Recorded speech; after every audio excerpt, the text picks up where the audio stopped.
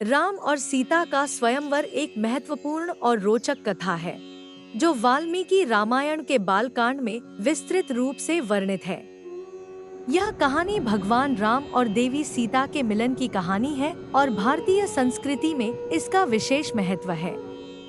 यहाँ इस कहानी का विस्तृत वर्णन है।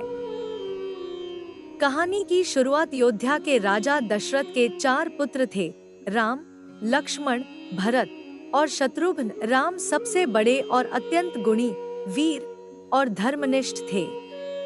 वे अपने तीनों भाइयों के साथ गुरु वशिष्ठ के आश्रम में शिक्षा ग्रहण कर रहे थे। एक दिन महान ऋषि विश्वामित्र राजा दशरथ के पास आए और उनसे आग्रह किया कि वे राम और लक्ष्मण को उनके साथ कुछ समय के लिए भेज दें, ताकि वे उनके साथ कुछ महत्वपूर्ण कार्य पूरा कर सकें।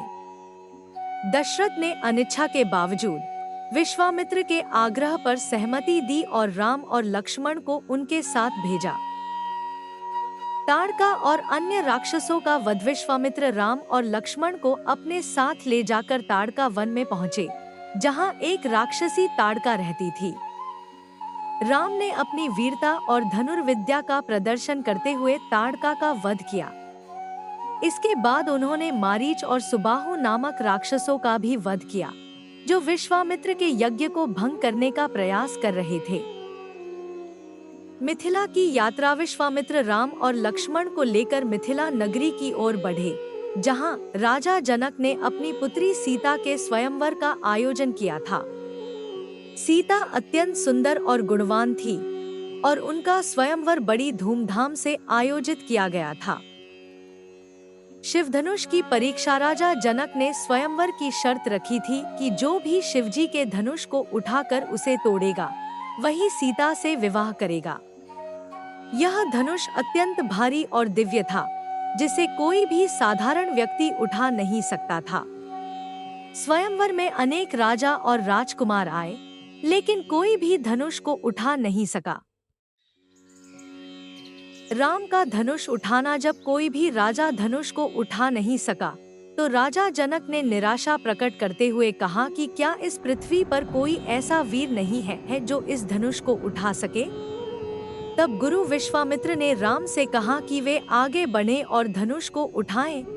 राम ने गुरु की आज्ञा का पालन करते हुए धनुष को सहजता से उठा लिया और उसे तोड़ दिया। सभी लोग राम की इस वीरता और शक्ति को देखकर दंग रह गए। राम सीता का वरमाला पहनाना। राम द्वारा धनुष तोड़ने के बाद सीता ने उन्हें वरमाला पहनाई और उनका विवाह संपन्न हुआ। इस प्रकार राम और सीता का विवाह बड़े ही धूमधाम से हुआ।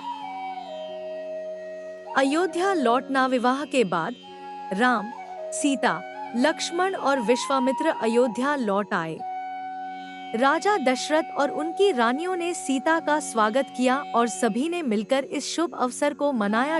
राम और सीता का विवाह भारतीय साहित्य और संस्कृति में एक आदर्श विवाह के रूप में देखा जाता है। इस कथा से न केवल राम की वीरता और धर्मनिष्ठा की महिमा का बखान होता है, बल्कि सीता की शुद्धता, धैर्य और प्रेम की भी महिमा होती है।